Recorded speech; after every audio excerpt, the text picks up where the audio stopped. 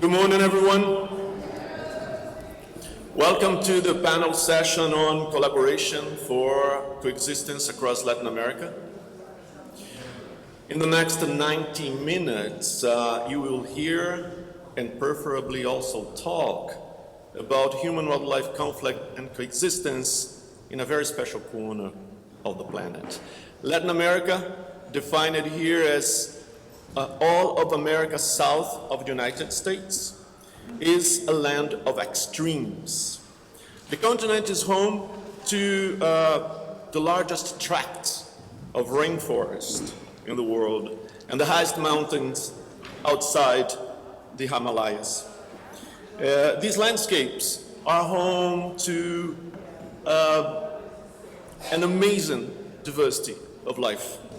Of the 17 mega biodiverse countries in the world, 6 are in Latin America. Social diversity is also outstanding. Over 500 languages native to the region are currently spoken, for example. And just as an illustration of the vastness and richness of this continent, there are an estimated 80 groups of indigenous peoples in isolation in the Amazon. Isn't that fascinating? Latin America is also a land of contrast.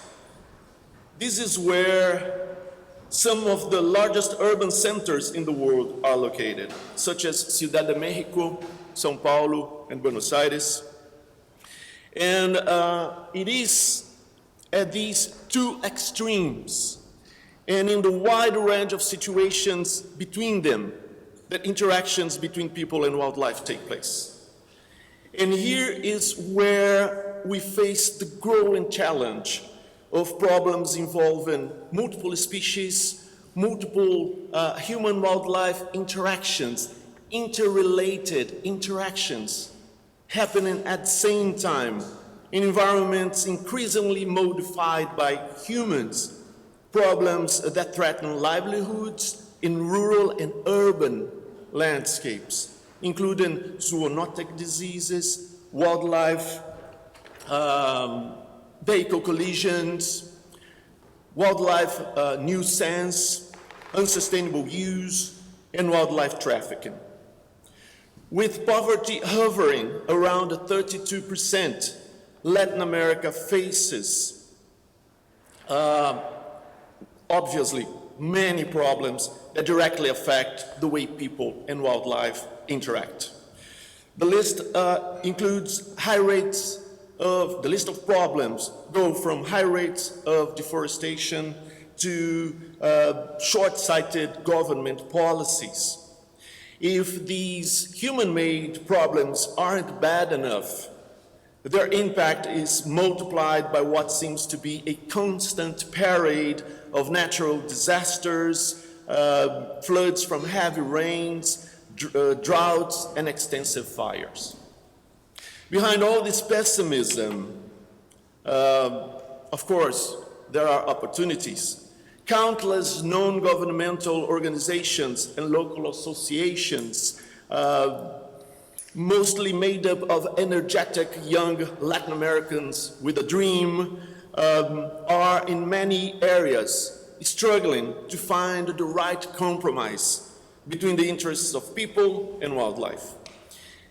And the conservative wave, the blue tide, the right-wing political phenomenon that occurred in the mid-2010s to the early 2020s in Latin America has been gradually replaced by potentially more responsible governments. The key to understanding and managing human-wildlife interactions in this context of so much diversity and contrast is integration. Integration at different levels. Integration between disciplines, between methods, between scales. and integration in the analysis and management of the four archetypal representations of human-wildlife interactions, namely human-wildlife conflict,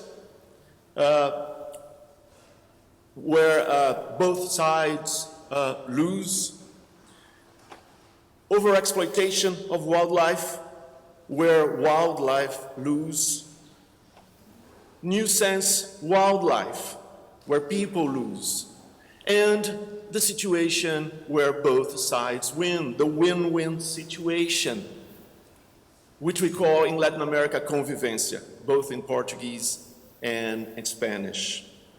And above all, integration between stakeholders. When talking about human-wildlife interactions, the paradigm of protection has historically prevailed in Latin America, separating people from wildlife, creating protected areas for wildlife, and prohibiting any use of it. This, of course, has always been behind the conflicts of interest between stakeholders, involving those who actually share the space with wildlife. Perhaps the great opportunity ahead for Latin America, perhaps more so than in other parts of the world, is coexistence itself. Coexistence as a management goal and as a focus of plans and policies. Coexistence as a new paradigm, one in which people and wildlife are not separated, and whose goal is to seek the greatest possible benefit for all parties involved, wildlife and people, individuals and institutions, in an integrated way. Coexistence as a platform for collaboration. In this panel session, we pick it up where we left off at the last annual meeting of the Human-Wildlife Conflict and Coexistence Specialist Group in 2022, when we concluded that a major opportunity to turn problematic interactions into large-scale coexistence on the continent was to improve collaboration between global organizations, national governments, and local governance, even given the widespread lack of trust in institutions, even in IUCN. The purpose of this session is really to promote collaboration. Starting right here, right now, the goal is to engage you, along with our amazing group of panelists, in the discussion around these three questions. What are the main and most common issues around human-wildlife conflict and coexistence governance across countries in Latin America? What are the key organizations at the global, national, subnational, and local levels currently collaborating on human-wildlife conflict and coexistence plans and policies in the region? And what would an agenda to create and improve this collaboration look like? One that ensures inclusive and fairer top-down and bottom-up processes. I am Silvio Marchini, and together with other specialist group members from Latin America, Rogério de Paula, Ronit Ahmet, Mariana Catapani, Santiago Zuluaga, with the support of James Stevens and Alexander Zimmerman, we organized this session, which is going to be facilitated by Jamie Copsey. Jamie is a member of the IUCN CPSG, Conservation Planning Specialist Group, has worked in Latin America, and now it's over to you. Jamie, please. You got yeah.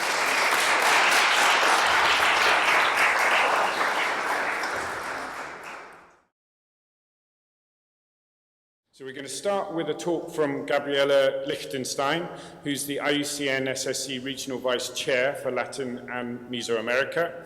And she's a researcher at CONICET and lecturer at the University of Buenos Aires. And she's going to be giving us a bit of a scene setting presentation. This is going to be followed by Valeria Boron, who's Senior Program Advisor for Latin America and Jaguar Lead at WWF UK.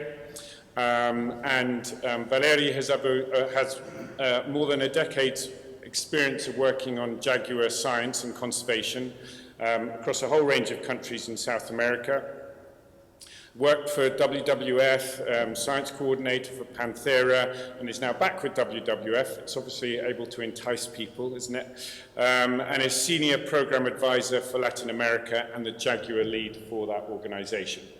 And Valeria is going to then move on to think about achieving impact at scale. How do we take some of these small successes and zoom out?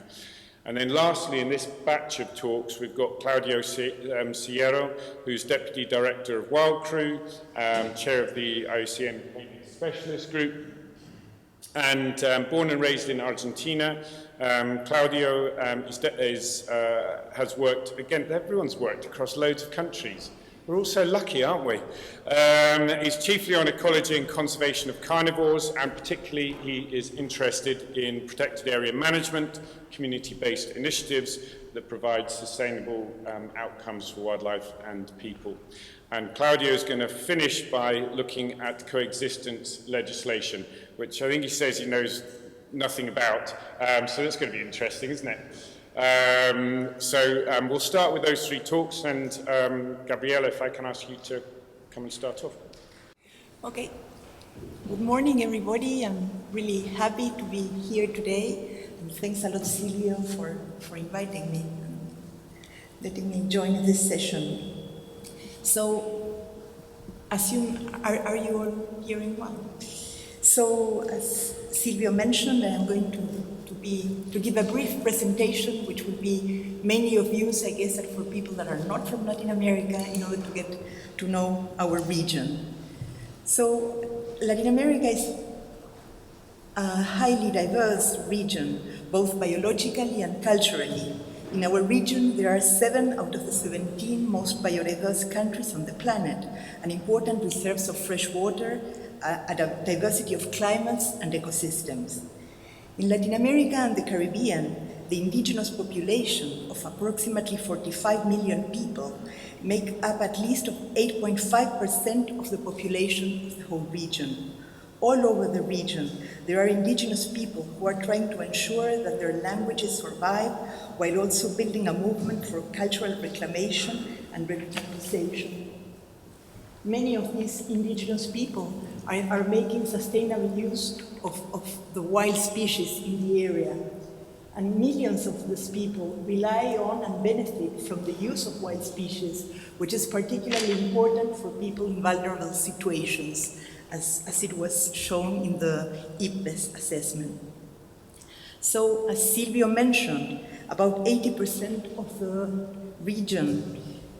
the region's population lives in large cities, making Latin America the world's most urbanized region. And in terms of income, Latin America and the Caribbean is one of the most unequal regions of the world.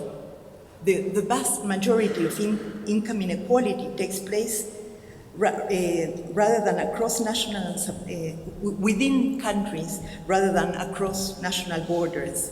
For example, in my home country, Argentina, now there are new data about the percentage of people that are living below the poverty line, and that's 40%.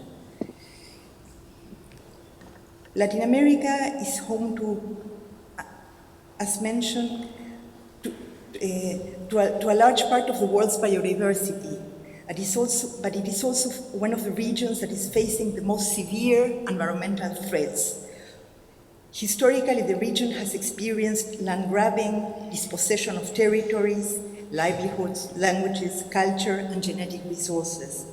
The intensive exploitation of natural resources, extractive activities such as mega mining, deforestation, or the expansion of the agricultural frontier for livestock or transgenic crops are some of the current threats of the region's biodiversity and the local communities. These activities are increasingly facing resistance from peasant and indigenous communities all over the region. And as a result, some environmental defenders have been targeted, persecuted, and even murdered, as per the Cáceres in this slide.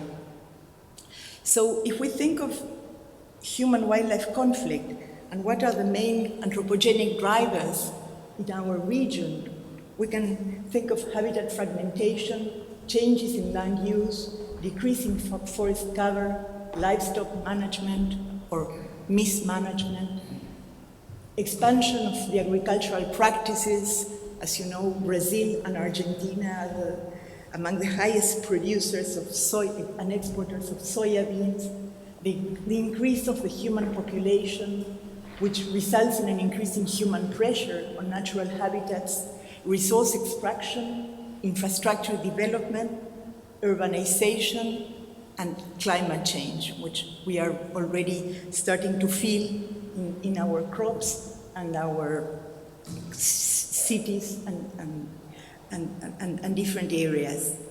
So with regards to challenges and opportunities, well, across the region we have limited funding, low institutional capacity, and solutions that do not match the magnitude of the problem. And at least in the case of South America, I also have the impression that policymakers do not value wildlife as they should, and the nature contributions to people are not valued, and instead of that, nature is commoditized and exported, and our natural resources, water and wildlife are exported as commodities.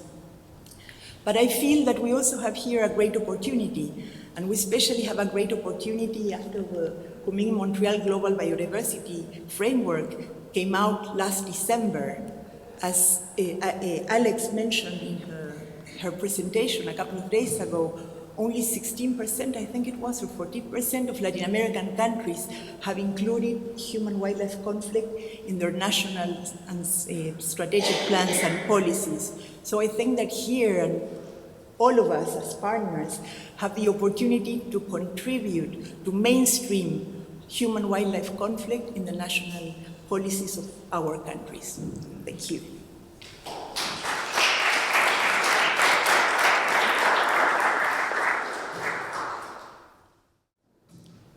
Good morning, everyone. Can you hear me well? Yes, yeah, thank you. Great to be here, and thanks to Silvio and the panel organizer for inviting me. I'll be talking a little bit about scale in these 5 minutes, and why scale is so important for human-wildlife coexistence, and really how collaboration is the base to achieve impact at scale. Okay, one slide didn't, it doesn't matter, I'll talk through that slide. So the first slide that I had was a map of cattle density across the globe, and it's very clear that cattle is widespread in Latin America. And if we take a species like jaguar, actually most of their distribution overlaps one way or another with cattle. And that, it doesn't even stop there. We know that there's jaguar conflict, as Nuno explains it very well in his work. There's jaguar conflict in places with no cattle. So conflict is absolutely widespread and range-wide. Jaguars are just one example. Then the other image I had in that slide was the map of deforestation fronts, as Gabriela explained it. Deforestation is a key driver of conflicts. Deforestation fronts in Latin America are many and are increasing, and are mostly driven by cattle ranching. In a country like Bolivia, the government is aiming in the next 3 years to increase the number of cattle, almost doubling. So in 3 years, if all goes well in that plan, we're gonna have more cows than people in Bolivia. And that means an escalation of conflict. So this, I can now move to this slide, which came after. So we know that we need scale, and we need solution at scales. And conflict is already so challenging to try to achieve coexistence, even if we're working at small scale in a couple of communities. But we have to start thinking a little bit differently, because the threats are moving fast. We can no longer go farm by farm, community by communities. You know, if we again think of jaguars, we will lose them before we have the time to do that. So what are some of these solutions at scales? I don't have time to go through them. I just kind of try to group them. So we have some that are government-led, with policies, incentives, legislation that Claudio will cover, land use planning. Then we have some that definitely involve more the private sector, the agricultural sector, with certifications, with best practices, with mechanisms that scale up those. Then, of course, we have some that are not always government-led, perhaps are somewhere in between with insurance, compensation. Then more and more we're talking about wildlife benefits. We heard it from the plenary by Amy. How do we link wildlife benefits to livelihood benefits? And these are some of the ideas. And then other approaches like campaigns and social marketing for behavior change. But for any of this, if you think about it, we really need collaboration. We need co-design with communities, with stakeholders at different levels. We need academia and science to drive this and help design them and help them monitor. We need NGOs and funding on the ground to make them happen. We need government. We need increasingly the private sector, which sometimes we're noticing it's easier and faster to change than government and the general public. Luckily, we are not starting from scratch in Latin America. There's many good alliances already working. There's the community of practice on conflict that Silvio champions. And I just wanted to give a couple of examples. So there's, for example, the South American River Dolphin Initiative. There's 10 organizations or more working together across dolphin range to do conservation. There's Aliança Onça Pintada in the Brazilian Amazon. There's different national alliances connected to sometimes national action plans. And then one that it's also worthwhile mentioning is the Jaguar 2030 roadmap for the Americas. Melissa will talk more about that, but that's government, NGOs, WWF, Pantera, WCS, UNDP, and others working together for Jaguars and really bringing governments at the forefront. So lastly, how do we make the most of these alliances? How do we create new collaboration? There's, I think, some key principles, and they're probably, they're not new here, but I was just trying to bring them together. So designing projects and plans, collaborative and participatory. And again, the methodology that Silvio champions, planning for coexistence, that there was a workshop here, it's been mentioned, is great, and it's something that we are working with Silvio closely in WWF. Then, in this kind of methodology, of course, we need stakeholders' participations from different sectors to kind of try to agree to a vision that is beyond wildlife, as we know. And then transparency and trust are keys in this, and it's challenging. How do we build trust? And here, just some thoughts that in my experience made the difference, actually being able to have those difficult conversations with other organizations, with stakeholders, not shy away from them. And we heard not shying away from conflict and the difficult conversations of what is bothering us about collaboration, what's not working. And then being able to actually do team buildings and have some fun and being able to find that trust to then move forward effectively from what we want to achieve. And then also what we know is that these collaborations takes time. So we need to factor in that time and resources to actually energize, facilitate, and make these alliances work, because otherwise they end up not being effective and not implementing. And then lastly, of course, monitoring the work and learning together as a group and moving forward is equally important. And I'll just stop here. This is what I had, and apologies about the slides. Mistake. Thank you.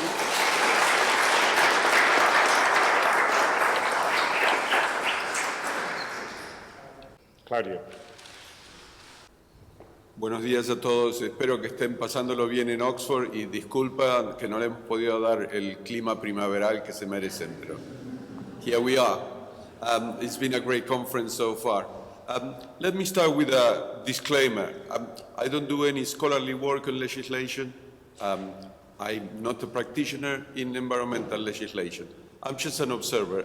I've been fortunate well, I grew up in Argentina, but I have worked in many countries of South America and Central America and have visited others. And I have opportunities just to look at different setups. And when I was invited to join this panel, I was wondering what could be an angle where we could begin to make a difference. And that's how the need for legislation for coexistence came about. And just thinking around this and talking to Jorgelina and other colleagues, I came to the realization that one thing Latin American countries are very good at is to participate of and being active in all the conventions. There is a high level of signatory of conventions and a good understanding of what conventions seek to achieve. Also, IUCN is quite well represented in our region with offices and awareness of what IUCN do, awareness of red listing processes, the Species Survival Commission and other commissions. So I think we're doing pretty well in that regard if we compare ourselves with the USA, for instance, or some other large countries. So there is a willingness to participate. Gabriela mentioned biodiversity national action plans, for instance. Many countries have those in place, and so there seem to be like a middle-ranking bureaucrats in many of these countries making an effort to comply and to belong in that global aldea where we're part of. But when you dig deeper and you start thinking of what legislation is in place to regulate the use of wildlife, then we come to a realization that we have a fairly antiquated framework. And in many countries, and I'm not talking about everywhere, but at least the cases I'm familiar with, we seem to have followed a model that came from the USA, that is a wildlife management approach, and wildlife overall, by and large, is considered vermin. It's considered something that gets on the way. So we have powerful lobbies, strong ministries of agriculture and forestry that perceive wildlife as a problem that needs to be swiped away. So it's a punishing regulation. It endorses killing, endorses trapping, poisoning, even in some countries pays bounties for the destruction of animals. So clearly, it's very difficult to promote coexistence in a legislative framework that is regulatory in a negative sense, just dealing with the problem by trying to get rid of it. So my proposal is, and of course, easier said than done, that we start considering ways in which legislation can become, to turn things upside down, from punishment to reward.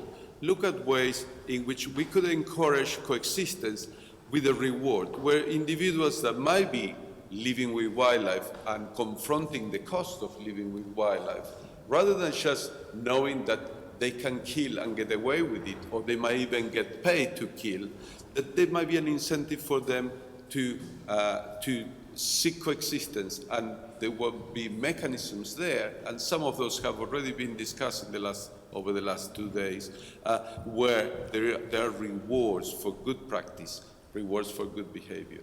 So how do we go about seeking to change this paradigm? Well, I would say, let me propose 3 or 4 steps that could be manageable within the context of this network that seems to be developing from here, and which I very much look forward to be part of. If, rather than me just guessing what's going on in all these countries, that we can start doing some review of existing legislation across our countries, just to understand what are the regulatory frameworks that currently legislate over human-wildlife problems. And once we have a better understanding, and it doesn't have to be across every country in the region, that some of us review those findings and see whether there are commonalities or there are good examples of good practice in some of our countries that we could start to consider as models elsewhere. And here is the real quality step that I would like to see down the road, is that what if, with that knowledge in hand, we were to identify a country with a progressive parliament and with genuine interest across the policy makers, and propose some form of new legislation to be put through parliament there as an example, as our pilot.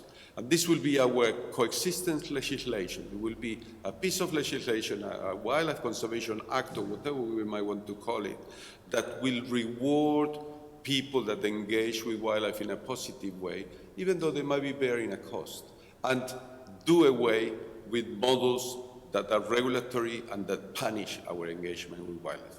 Thank you.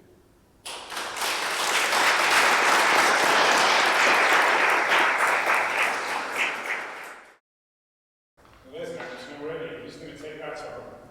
Review. Okay, so you've had three stimulating talks to get you thinking. We're already, we can see some responses coming in on the Mentimeter, which is great, so keep them going on. But we're going to ask you to multitask, and so use your fingers, but also use your mouths. And so we'll be interested to hear, first of all, if there are any, we'll take a few minutes just now before we have the second batch of talks, say any clarifying questions that you'd like to ask of any of the speakers so far. Anything you didn't get, or you were a bit confused by, or would like to know more about? Yes. Do we need the mic? Good morning, and Carlos Valderrama from Colombia. I work mainly with large cats. Can you hear me? No? Okay.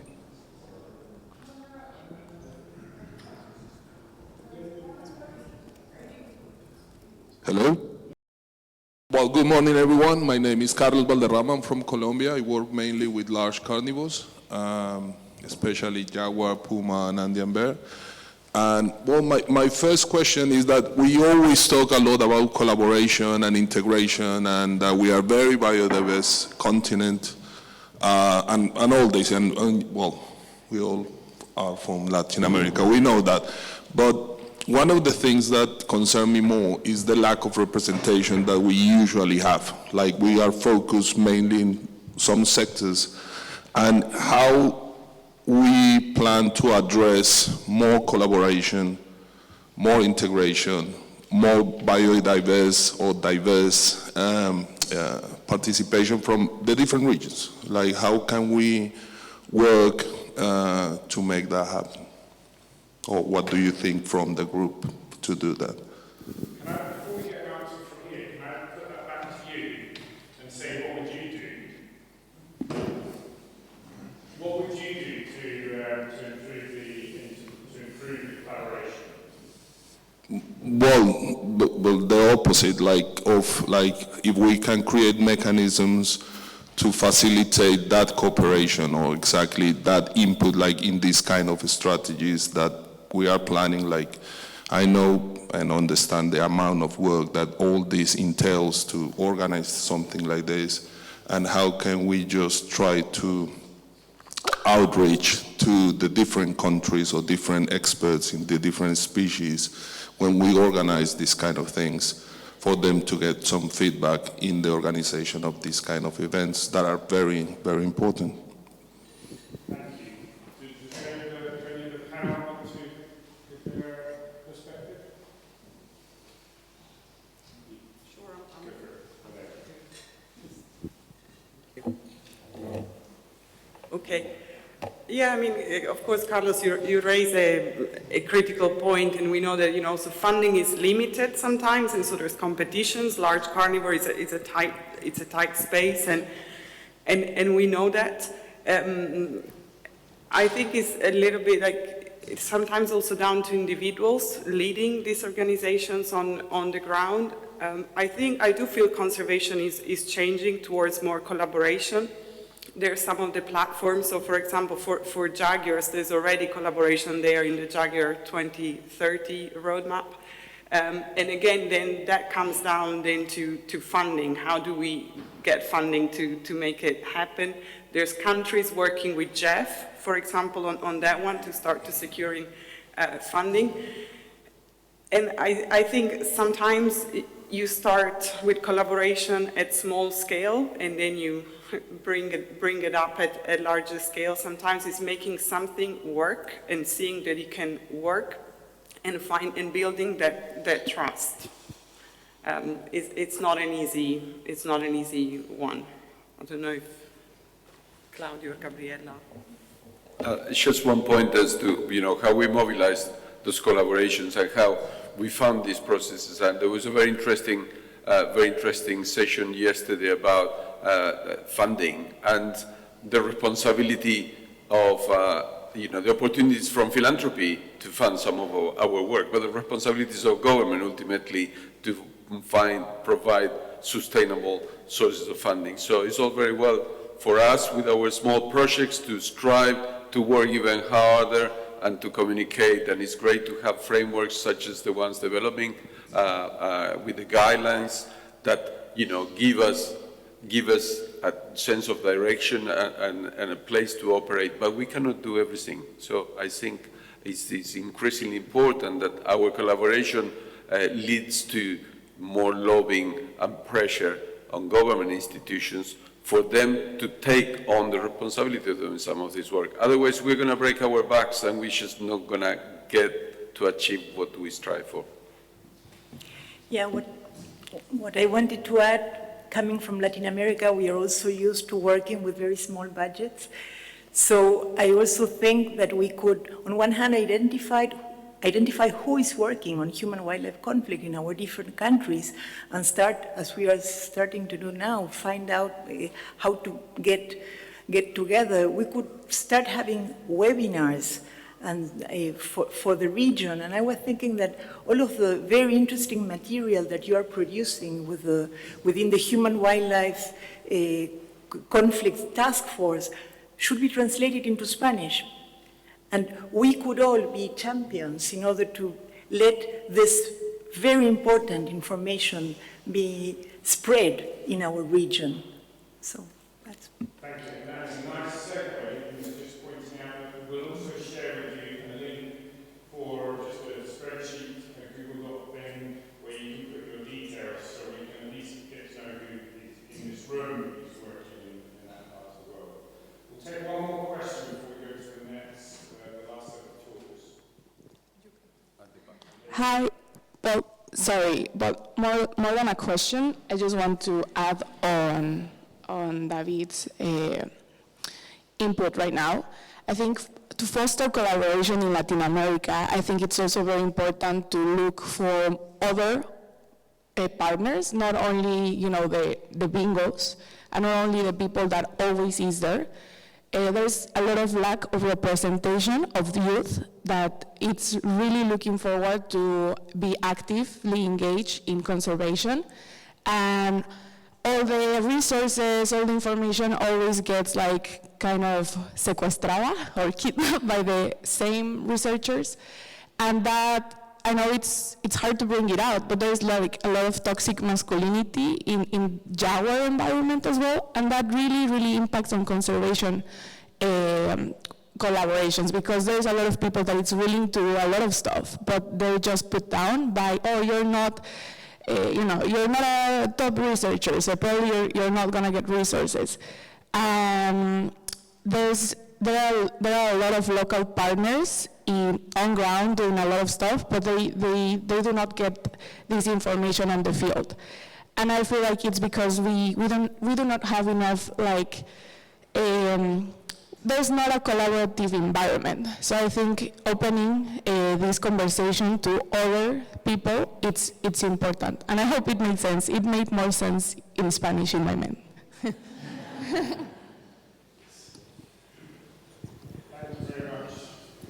Thank you. Hi, yes. Just in the same vein as Mariam was saying, the toxic masculinity that is overwhelming us, especially for young researchers that are working towards a main goal. But also, I have noticed something with the panelists as well. Maybe Rogério or Ivonne will talk about it a little bit more, but we need also to link the needs from the species that we are working with, like the ecological and behavioral needs, towards the human dimensions as well, because these species, they are also changing regarding their challenges that they are facing. So I think we also sometimes not take care of that in some sense. So how can we coexist if we don't take into account also the needs for these species? Thank you very much. So any other questions or comments you have, ideas buzzing around your head, go to that Mentimeter. Does anybody need that link again? Yeah? Can we just quickly put that link up whilst before we get to the next round of presentations?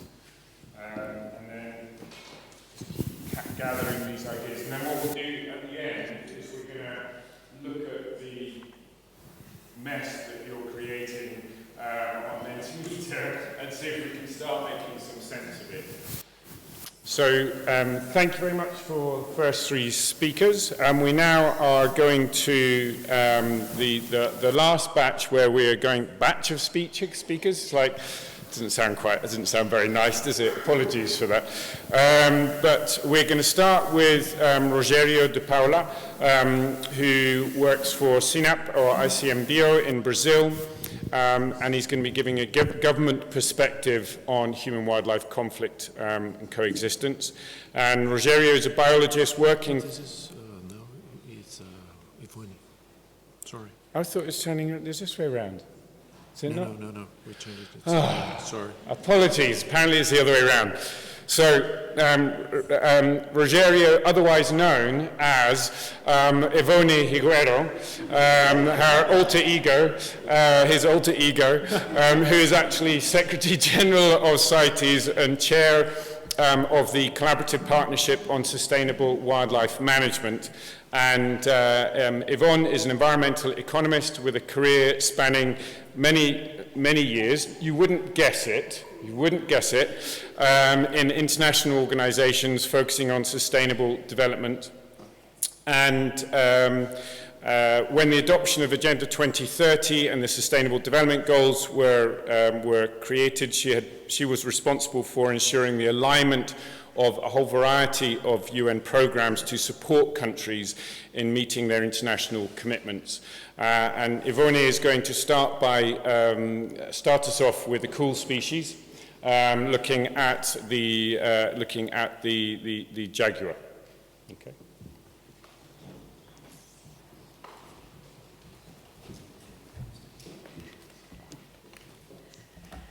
Thank you very much for that very nice introduction of my alter ego with me. Sorry for the mix-up, and I will try to be as disciplined as my Latino colleagues always say. As Latinos, we tend to speak a lot, but you have been very disciplined, and I will try to do the same. I'm going to try to give a more international view of what is happening with jaguars and how CITES is dealing with it, but in collaboration with many others. And some of you may have been aware that there was a study on illegal trade of jaguars that was requested by the Conference of the Parties to CITES. And we're going to be enjoying some words also from Melissa Arias, who helped us with this study. Because since it was listed in Appendix 1, since the jaguar was listed in Appendix 1, there was really not a huge concern about trade, about international trade in jaguar. It was something that we have seen now that there has been growth in trade, but the parties wanted to know exactly how much was it affecting the jaguar. And with this study, we were able to see that really there's a lot of synergistic effects.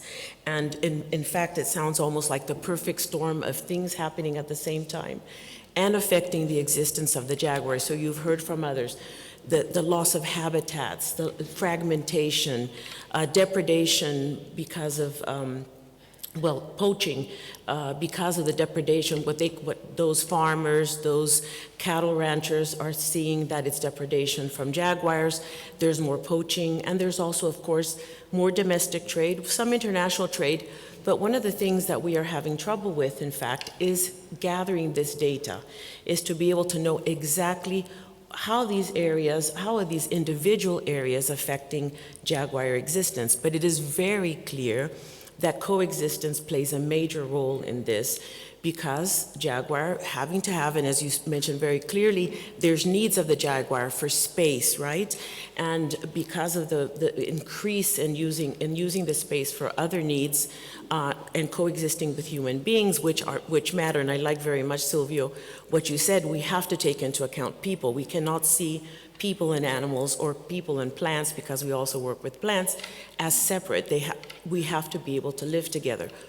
And sometimes, in some instances, the success of growth of populations, the increase of growth in populations, you will probably hear in other presentations, has caused a further lack of coexistence between humans and jaguars.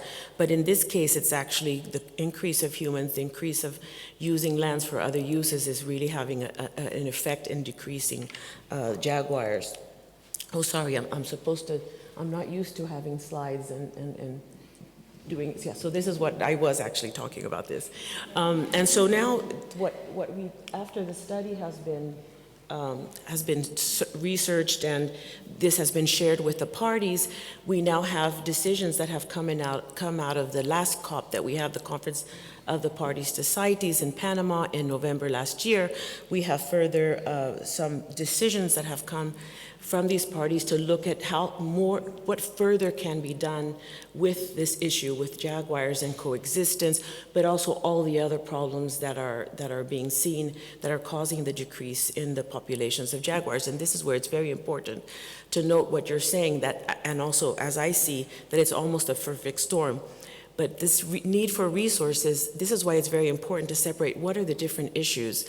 What is affecting them the most? Because sometimes there's a concentration with the idea that CITES is going to solve the problem because it's listed. There's not going to be any more problems because there's going to be no trade in jaguars. But as we've seen, that has not been the case. Yes, domestic trade, international trade can have an impact, but habitat loss, fragmentation, are we directing the resources to the right places? Do we need to pay more attention about involving those communities, which I think is absolutely important, as was presented before, involving those communities in decision making, to let them understand that they are providing a service by taking care of wildlife, and there has to be some compensation for this. There have to be taken into account, but not as a compensation, as a handout, but as something, as a service that is being provided. So these are the several decisions that were taken into account during the COP, which is about conservation corridors, increasing the cooperation mechanisms at all levels, channeling the investments, as I've mentioned just now, strengthening the capacities. And one very important item that came out of this discussion was, as I said, there doesn't seem to be enough data. So beginning the talks about a long-term system of monitoring. And this is interesting. For those of you who have been involved in elephant work, you may be aware of the monitoring the illegal killing of elephants, which is a monitoring system, which is being able to tell what is happening to this jaguar. Is it something that has been caused by poaching? Has it been caused by other reasons that this jaguar has been killed? So we need to be able to collect data and improve that system. So we are asking for some sort of long-term system for monitoring. And of course, raising awareness. And as a flagship species really for this region, it's an iconic species. It is seen as emblematic of the region, to be able to then take it further, saying this is a representation of the region through the jaguars.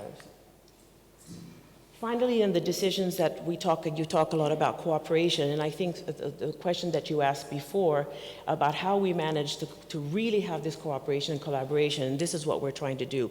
Cooperation with the Convention on Migratory Species, which has a role to play in jaguar conservation. The roadmap that you mentioned, 2030, that also has a number of organizations, 14 organizations working on it, I think, plus all of the different range states involved as well. And then also through CITES with the range states in CITES. And then integrating, the integration, that word was said from the beginning, we have to align our efforts. We can't be competing for scarce resources. We have to pool these resources together. Reducing demand, behavioral change, working with the communities by giving them alternatives to the livelihoods. And finally, the good news that will answer some of your questions, how to bring in others into this collaboration. Brazil has offered to be the host country for a meeting on jaguars that will take place a little later this year. And this will, we hope, we will be able to put the range states together and take some decisions about collaboration and cooperation to be able to have joint actions amongst all of the actors in this. And let me say something that I am passionate about. It is not only about governments. We have to reach outside. It's all stakeholders. But let's remember private sector. There's not enough money from public funds to be able to do all the work that we have to do. We have to engage more with the private sector. Those industries that deal with cattle, those industries that deal with timber, they have to come on board and be able to help us also in the conservation efforts for jaguar. Thank you very much.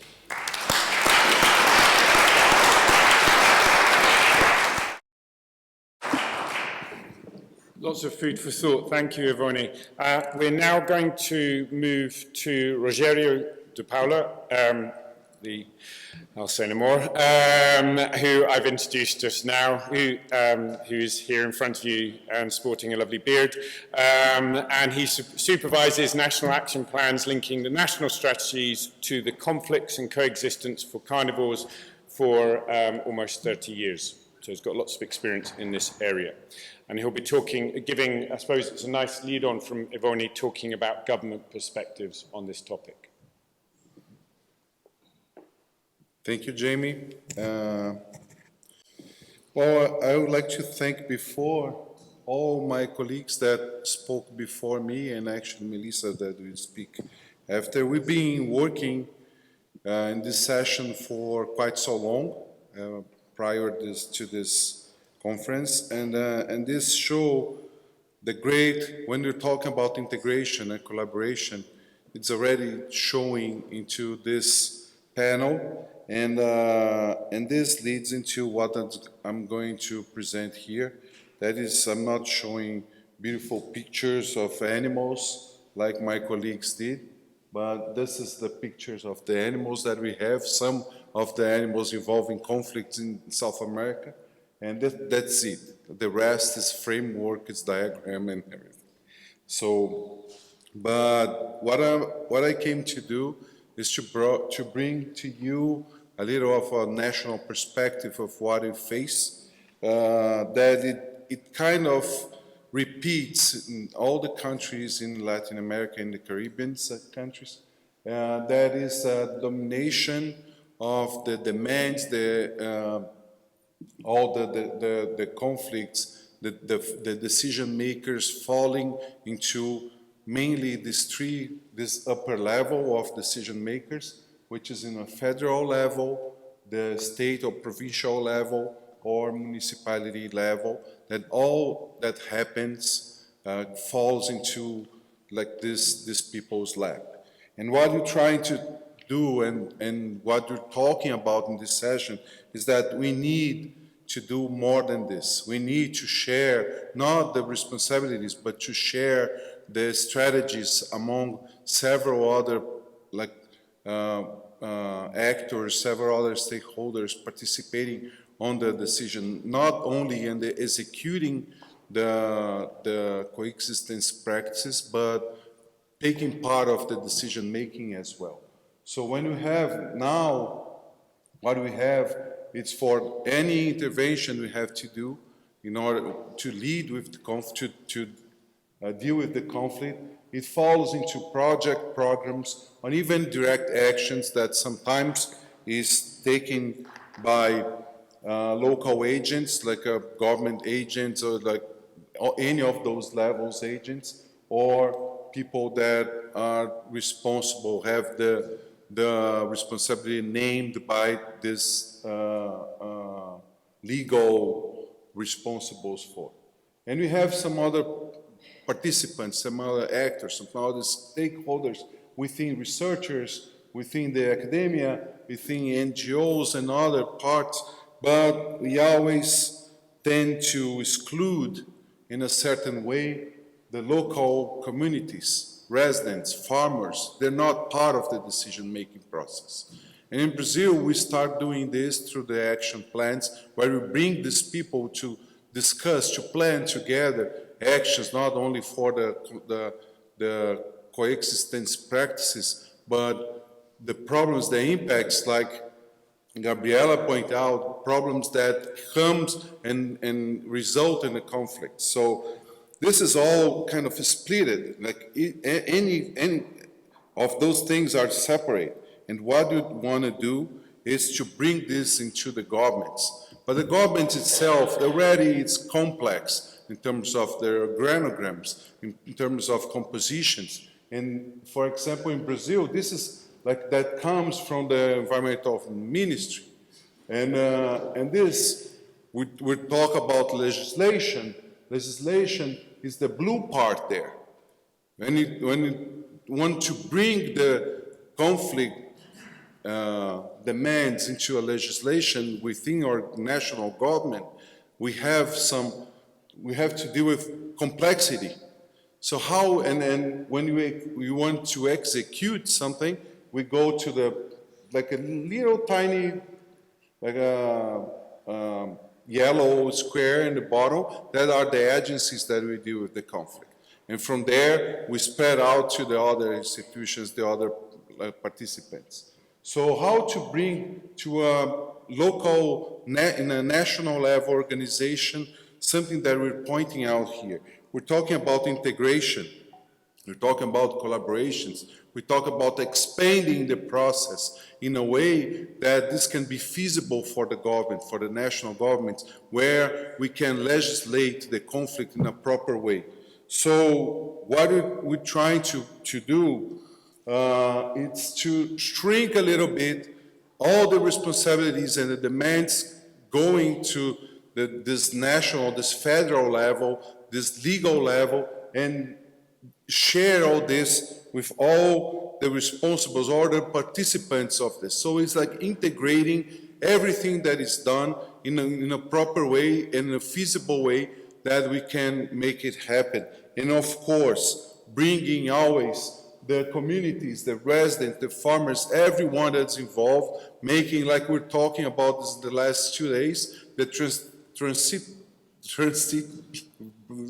plenary process, bringing the community into the decision-making, into the executing the process, not only being part assisting from far distant. And besides, so this, not only integration of stakeholders in matters, the integration of approach. So we need everyone thinking together and acting together towards a better proposition. And adding what we miss in South America is the pressure to the government, is the proposition directly to the national government from IUCN, from CITES, from the big international NGOs, from the companies that are involved in provoking the conflict through the mining, the hydroelectric damming. So all the problems that we have, we need to bring all the stakeholders and these actors bringing together. And the most important to finish the speak is to act together as nations. So not only working in these problems isolated, it's to having an integrated agenda among all the countries involved in this. This is our proposal for this session, and we really want to make it happen through this beginning of the group that is here participating of this plenary, and we wanted to move forward in our discussion how we have effective propositions coming out from this meeting. Thank you very much.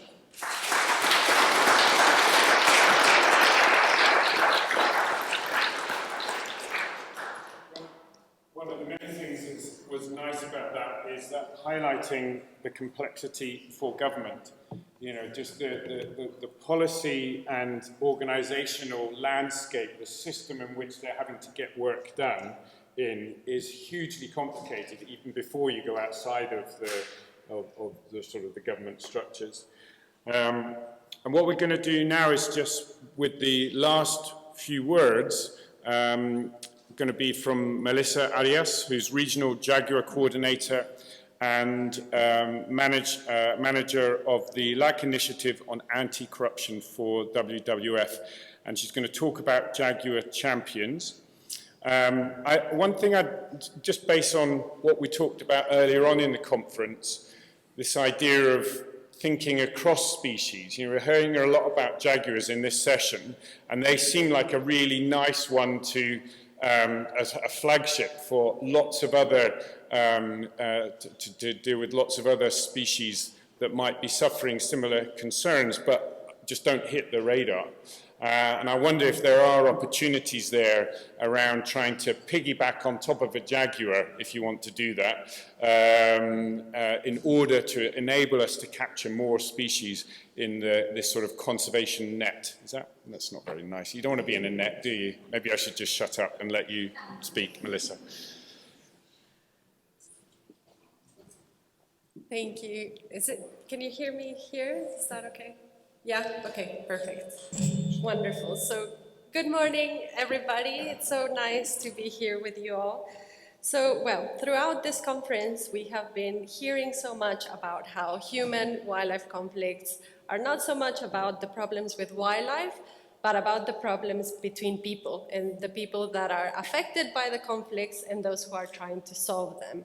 So, because the problems are so much about people, it is not enough for us to come up with technical solutions to solve the problems, but we really need to strive for ways to deepen the collaborations and to engage stakeholders to solve these issues. So there are many ways to do that, and we've heard so many different strategies across this wonderful conference, but the one that I want to propose to this panel is the strategy or idea to support and empower wildlife champions. And what do I mean by wildlife champions? Well, they are people who are extremely passionate and committed to the species that they want to protect, but also to the communities where they work. They have a contagious enthusiasm that convinces other people to join their cause. And they also have a special ease to build strong relationships that are built on trust. Wildlife champions are not just experts or scientists or influential leaders, but they can really be anyone who is able to connect with people and to inspire. And this is why we can find them all over the place, from the local communities where the conflicts occur, to the NGOs, to the governments, and all the way to intergovernmental conventions. So in our Jaguar work at WWF, and particularly in our work with conflicts and coexistence, we try to identify these Jaguar champions and to support them. And one example is in our work in Brazil, in the Atlantic forest, where together with our local partners, Onças de Iguaçu, we have been supporting a local farmer or rancher called Marcos. And Marcos had been experiencing very intense conflict with jaguars for a long time. And when he joined the program, he not only implemented the anti-depredation measures that we advised, but he went above and beyond to building a visitor center in his ranch so that other people could come to learn about human-jaguar coexistence. Then he went to schools to speak about jaguars and raise awareness. And then he went on to build collaborations with local governments and the private sector to be able to build a bioeconomy for the local community based on jaguar-friendly products. So this is just one example of how one person was really able to make a difference in his community. And we can see the same thing at the international level. So Valeria and Ivonne already mentioned the Jaguar Roadmap 2030, but it all started as well with Jaguar champions who realized that the only way to conserve jaguars at a continental scale would be to leave aside their differences and to work together to imagine a unified and articulated vision for jaguars all along the continent from Mexico to Argentina. A huge task, undoubtedly. But from that effort, the Jaguar Roadmap 2030 was born, and it is a strategy or a vision to conserve 30 priority landscapes across the Jaguar range, and to do so in a coordinated manner. And conflict resolution and coexistence is really at the core of the Jaguar Roadmap 2030. So up till now, 16 out of 18 governments in the Jaguar range have already endorsed the roadmap. And what has been interesting is that beyond just endorsing it, they themselves have now become Jaguar champions themselves and roadmap champions themselves. So they're now working to convince other governments to endorse the roadmap and to implement Jaguar conservation actions. They are fundraising in alignment, and they are taking the Jaguar to international policy arenas at conventions like CITES, CBD, CMS, and the conventions themselves have become part of this championing work for jaguars. So if I could just give you one takeaway message is that whenever you identify a wildlife champion, support them, give them your support and attention, and particularly when they come from local communities or young people, because they really understand their context better than anybody, and they are in a perfect position to bring legitimacy and to bring forth change from within. And this, I believe, is really what can change human-wildlife interactions and human-human problems and bring forth effective collaborations. So thank you.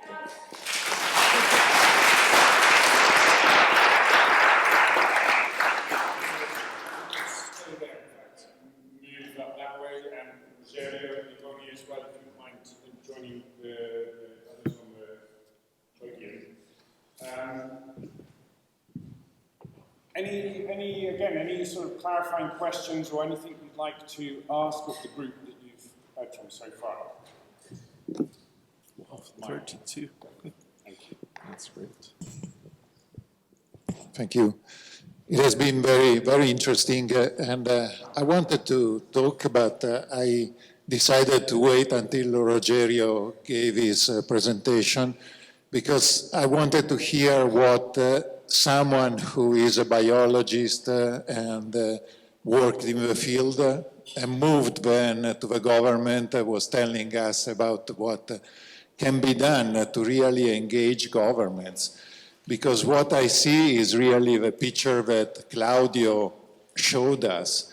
I see that I've been around for quite some years, and at the beginning of my experience, even local researchers, scientists were not very willing to collaborate, but that has changed. And now we are working together much more than before. And there are some very nice and new networks, and not only about flagship or species that are very nice like jaguars, but also with other species. So we have overcome this, and we are getting better in collaborating among the field people working on animals. But then there is this gap with governments, and governments still have this legislation which is about bounty systems, which really seems antiquated, seems impossible, but still going on. And what I still see is this difficulty of engaging the governments. And Claudio said, yes, governments tend to participate in these international initiatives, but then when it comes to implementing them within the country, I don't see that happening. Okay, my experience is limited to a few of the South American countries, so I cannot talk for all of them, but I really see this as a big problem. I see money coming in from abroad, from international agencies, into the government, and then nothing happens. You see those plans, and they say things that are really unbelievable. Really, you don't understand how they can write things that are simply not true. And they don't talk to researchers, they don't talk to practitioners, they don't talk to conservationists. And so this is a point where I think we really need the help from the international agencies to put more pressures on the governments who are receiving funds to really use them for what they are supposed to use them and not, lose them anywhere. Thank you. We'll take one response to that. I think this is probably an issue that is not restricted to any one point, not just to do with wildlife conflict. And also, I would encourage you as well, at the time you've got, to think about kind of influence and control. What are the things that you can actually do? And we can get annoyed about the things that are outside of our control, but how do you also then turn it into something you say, well, this is what we can do? It'd be interesting to hear maybe later on about why is it field collaborators, why you've got better field collaborations going on, what happened there that allowed that to occur? Because that's what you're trying to promote here, is more collaboration between you. Definitely. Yes, thank you. I completely share my frustration with Mauro because we are here, we have all of this panel of really, we love our jobs. We love working with jaguars. I love to work with bears. There's this person that loves to work with chinchilla rats, with these tiny rodents. We have the passion, we have the knowledge, but the missing link, and this is the biggest frustration that I'm right now, is to not have a decision maker here. The person who's in the government, the person who will make, who will sign that, Gabriela just pointed out, Bolivia maybe next year will double the number of cattle.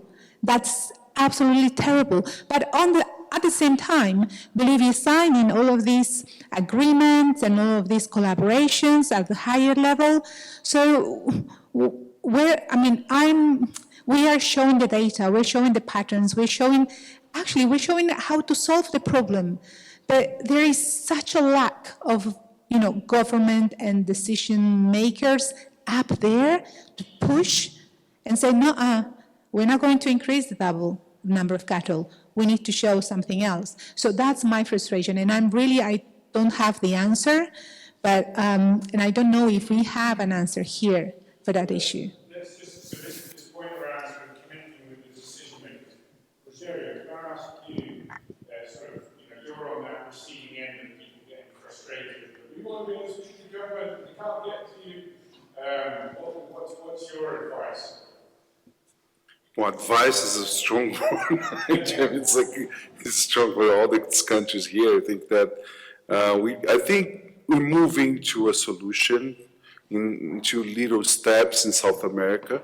For example, we have GEF, we have the Global Endowment Fund acting and putting money from European countries and other countries contributing to this. So, for example, only for carnivore projects we had in the last 2 years, almost 2 million reais, it's like $400 perhaps, $400,000, just to work with conflicts and working with things related to conflicts.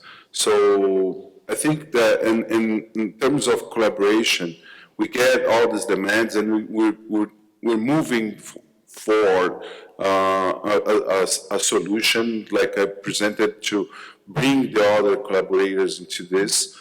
We have, Ivonne just mentioned the jaguar as the main, we have good solutions working together in South American countries to fight the trafficking of fangs, is the most problem we're facing now in the international trafficking. So I think that we're still walking smaller steps, and I see that the pacing, it's getting larger, but we need more. We need more people involved. We need like this big funds coming and helping, like, because this I mentioned, the big international NGOs playing a big role, having IUCN putting pressure.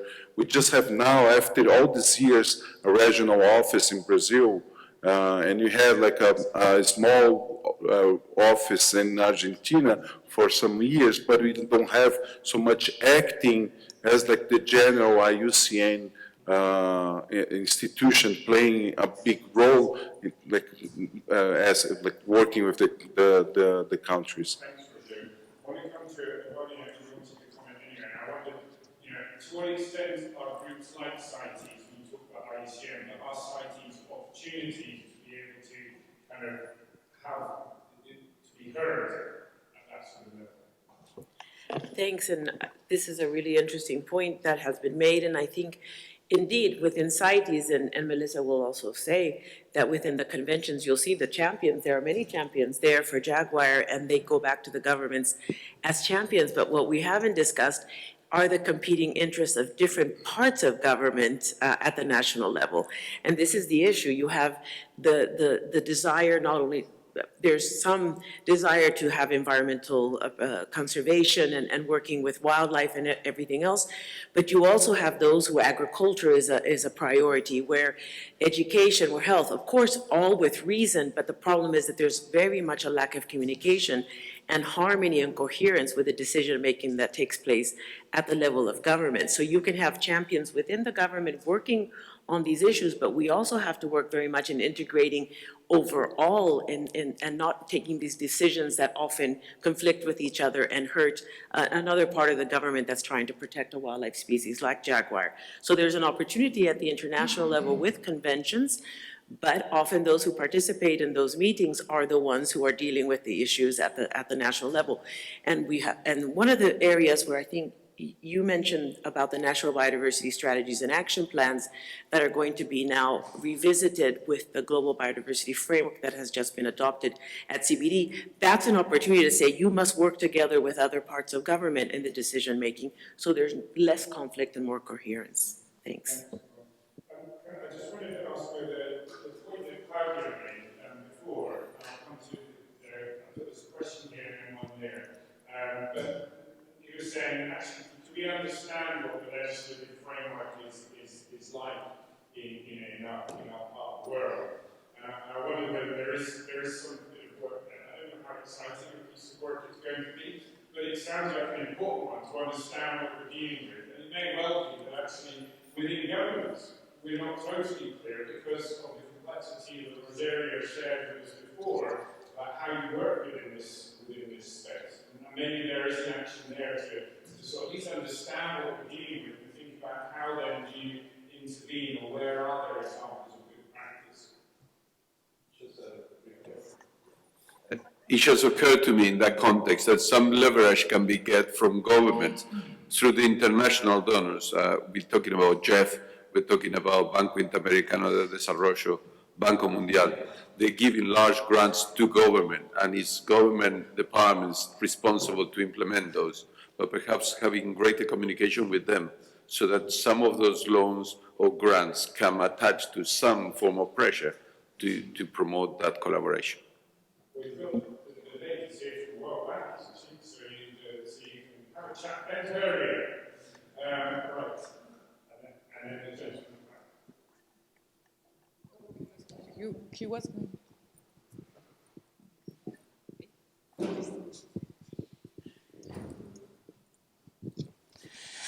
Thank you. Can you hear me? Hello? Yeah? Thank you, everyone. This is really interesting. And so I want to make like an observation and a question. No? Okay. This is an observation. We are here to discuss collaborations for human-wildlife conflict in Latin America, and actually most of the experiences and advice are about jaguars. And I can see why, and I think they are important, but maybe that's also maybe part of a program. And I know that Jaguar will bring funding and interest, particularly internationally, but maybe that's why it's also highly competitive. And I see how feelings are high within the Jaguar community. So maybe human wildlife conflict is more than that, and maybe there has to be an effort maybe to be more, to pay attention to other type of conflicts, and that could also be helpful. And one of the ideas towards how to make these collaborations actually happen, I was thinking that a lot of research in some of the countries in Latin America, at least in Argentina, is government funded, like our CONICET. So shouldn't be, or what could we do for human wildlife conflict to be more of a priority, and that actually projects that are targeting these questions are supported, and there will be more researchers working on these fields. They will be working together in the same labs, universities. They can discuss it in conferences and things like that. So I think that that could be one way, bringing at least the research part. I know this is a complex topic, so that was my comment. Maybe Gabriela, you can say something about that. Well, let's just see if there is we're going to take one more response, and then we need to see if we can, and then any hands up after that are about action. Okay? So just from here, and then we need to move to actions, because you guys could also maybe have a think, maybe about some baby steps as well. Hi. Oh. Okay, thank you.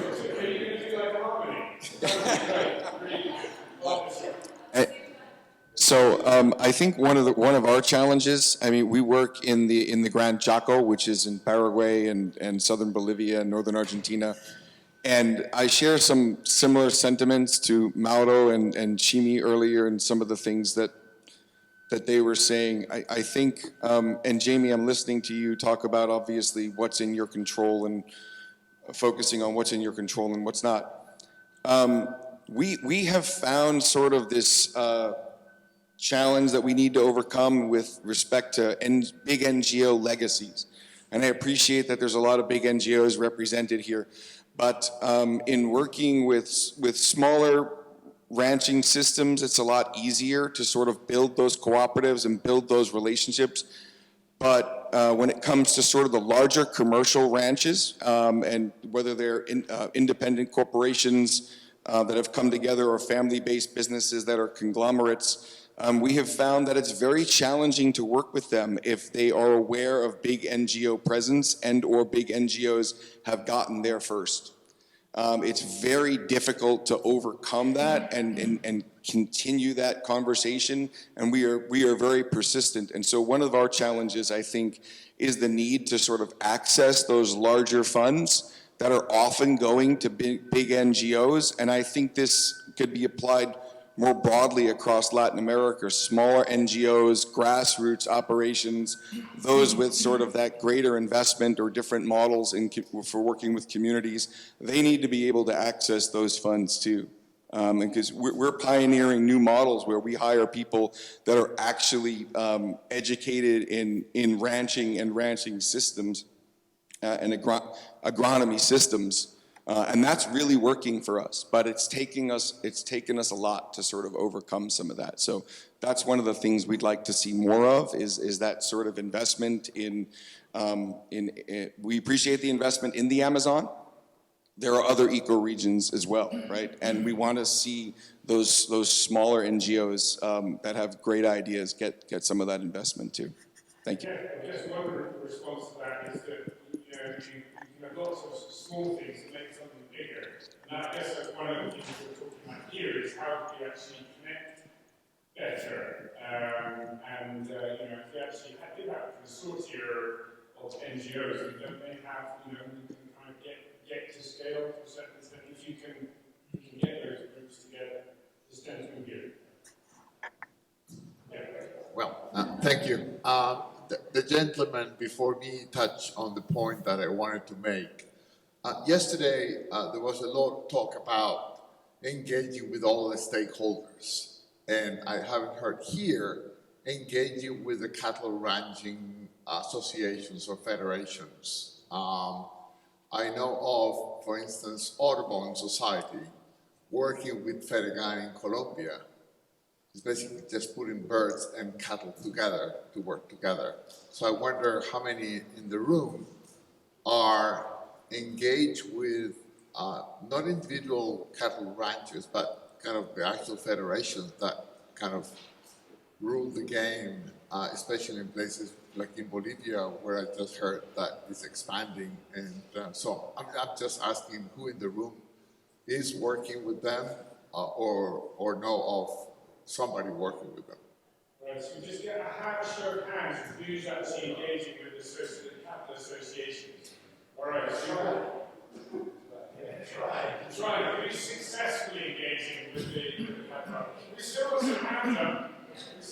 It seems to be an issue that maybe people can kind of coalesce around a bit in terms of understanding, because obviously it doesn't just affect jaguar, there must be many other species that are impacted by it as well. So we are starting to move towards some actions. We've only got a couple of minutes left.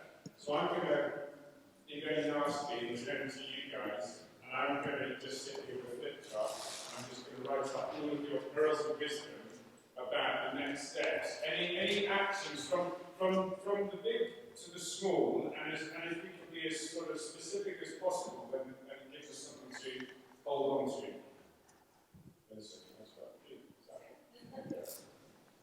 What does this? Okay, I got it. So I wanted to perhaps address Jorgelina's comment and hopefully give an answer as well. But I think one of the issues that we are facing is in education. In Latin America, we already have few biologists and conservationists, but we probably have just this many interdisciplinary conservation scientists that are actually learning from other disciplines on conflict resolution, how to bring in economics, how to bring in psychology. So this is a big gap when it comes to addressing human-wildlife conflicts. We just don't know how, and we can learn so much from business even. Businesses have a public relations representative who is able to generate conversations and appeal to donors, to different actors, bring them together in the table. We have diplomats who are able to very wisely manage situations of conflict and tensions between governments. So bringing in this interdisciplinarity and transdisciplinarity is so important, and it's something that we haven't yet done as a region in education systems. Of course, it has to be at the level of governments and NGOs and so on, but it starts in the schools, it starts in the universities, and that is a big gap. So turning it from a gap to a filled gap, what would you suggest is, in terms of the take-home, thinking, right, this is something that we could do, that would be even if it's a small step. Any thoughts? Yeah, I think working with universities to improve their curriculum when it comes to environmental sciences and biology, to include more interdisciplinarity into that academic curriculum. Thanks, Lisa. My main point here, I think that about integration is to try to take out of the governments the risk of developing a super plan of working together, and 4 years later we switch the government and we lose all this. So I brought this in another session, another panel, the policy panel, and I think this is very strong. This is why I think that we have to spread out responsibilities and decision makers, like making more decision makers out of the governments, but keeping the governments in terms of legislation, in terms of changing the things that the things are. But it's a very fragile thing. This is why this integration is important, and sharing all these responsibilities to avoid the risk of falling to a big trap like we had 4 years ago, when you have the worst government we ever had and many animals killed. I think like Gabriela brought it, a big thing, and we had crises with yellow fever in monkeys, we had in primates in general, and we have so many problems with so many species throughout the country that, and this falls a lot into the laps of bad government. So I would like to stress on this. Integration falls into the lap of government. Okay, so we're not just looking for one decision maker, we need multiple decision makers so we're a bit more resilient. Right, now the rest, I'm afraid we're going to have to do it in really few words, so succinct, sorry. Well, two general things to say. One is that we have to have patience and we have to have empathy. I think those two things have to go together in the work that we're doing. It takes time, and we have to put ourselves in the other person's shoe. But I will make a personal commitment. You want to know action? Give those of you who are working with other stakeholders like cattle ranchers, give me your cards. I will pass them on to my colleagues who are organizing the meeting in Brazil. I say to Rogério, I don't know how much you're going to be involved in this, but we're going to be insisting on inviting some of these other stakeholders so they can be part of the conversation. So I make a personal commitment to that.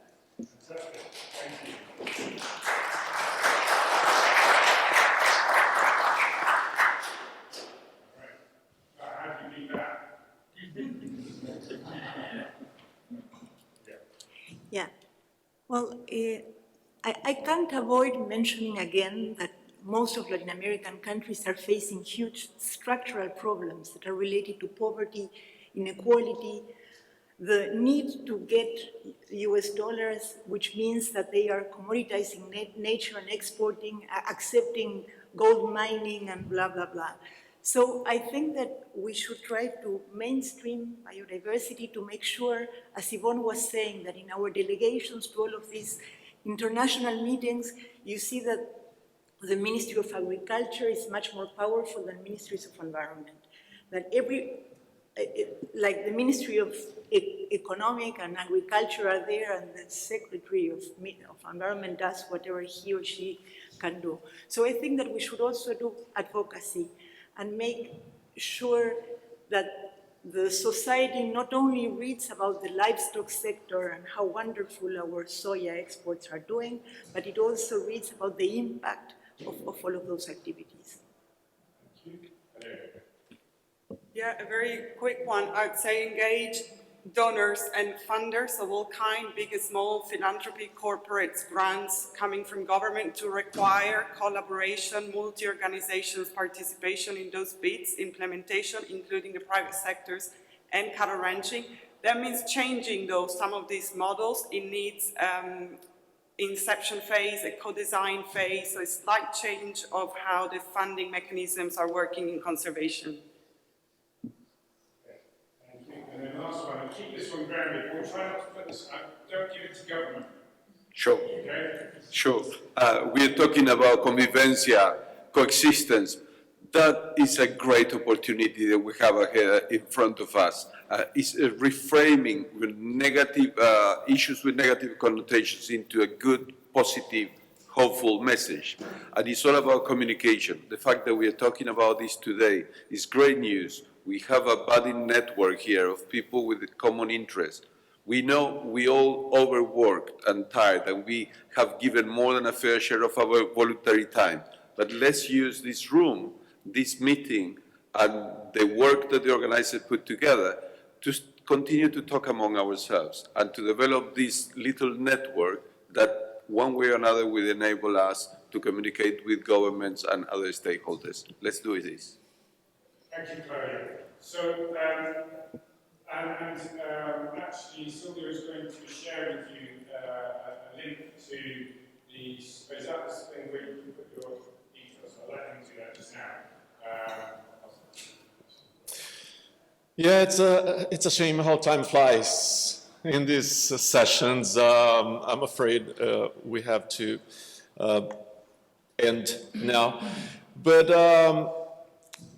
I think in these 90 minutes, we took a step in the direction of improving collaboration in Latin America, because what we did in this session does not end here. We will keep this discussion, we'll be taking this discussion further within the specialist group, together with partners, and each of you is invited to join us. Please keep in touch. Once again, thank you very much to Mariana Catapani from Brazil, Ronit Ahmed from Costa Rica, and Santiago Zuluaga from Colombia for helping me to organize this session. Thank you very much, Jamie, for the brilliant facilitation, and thank you so much to the panel members for being here.